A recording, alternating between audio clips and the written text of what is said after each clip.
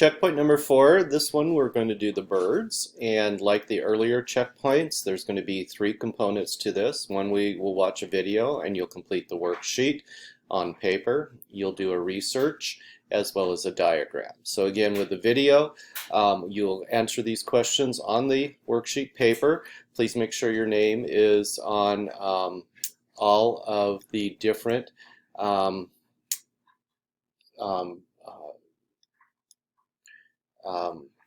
pages of the worksheet, and then of course you'll photograph all those pages and you'll insert them below here. The diagram, as before, you'll color it, making sure your name is put on the diagram, and then you'll put the photograph here in this table cell for me to grade. And then finally you have a research on birds, the different orders of the birds. There's a lot of them. You got to make sure you scroll clear across to get all of them completed.